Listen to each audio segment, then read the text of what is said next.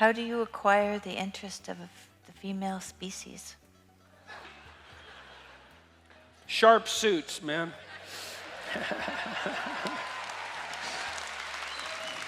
Well, little hygiene is not such a bad thing. As a start, decent haircut, certain amount of cleanliness.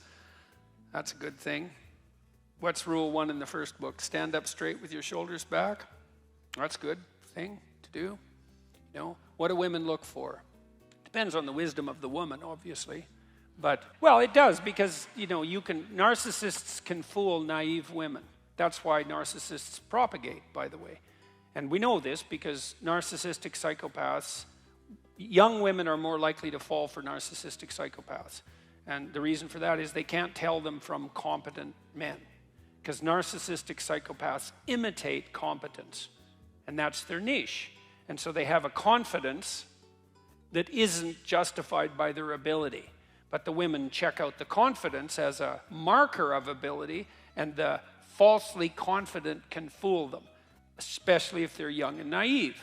And so let's say you're not going to be a narcissistic psychopath, which is often what those manosphere dating sites teach you, is wear an expensive watch and peacock a bit. And to peacock is to wear something, some item of clothing that's a little bit out of the ordinary, something a little bit more colorful than might be generally the case, so that you look like you're confident enough to pull that off with panache. But mostly it's just training in a kind of deceptive narcissism.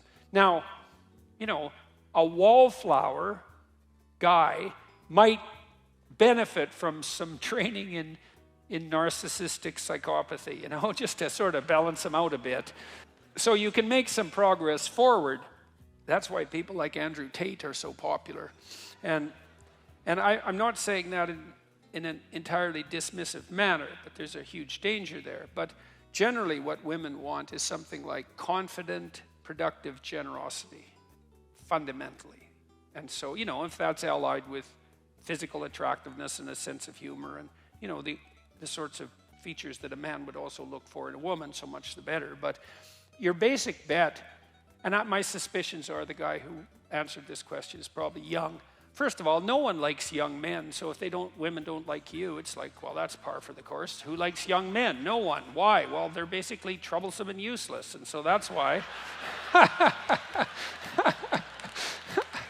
So cross-culturally, women like men who are about 4 years older than them. And the reason for that is, women are more vulnerable on the sexual front, and they have to make themselves even more vulnerable if they have children, especially when the children are infants. And so they're looking for guys who are competent enough to be able to take care of themselves, at least, and then have enough left over for a wife and a dependent child.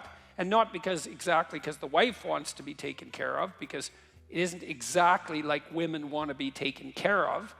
It's more a reciprocal relationship. But if a woman has a dependent child, then both of them have to be taken care of, especially when the child's an infant. And so women tilt the scales toward assessment of men on the grounds of their competent generosity. And the reason, and men might be annoyed about that, but I would say, well, if you were a woman, you'd do the same thing.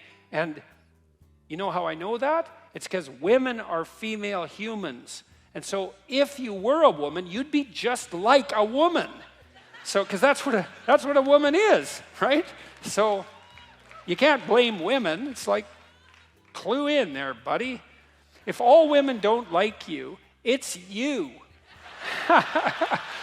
And that's so annoying.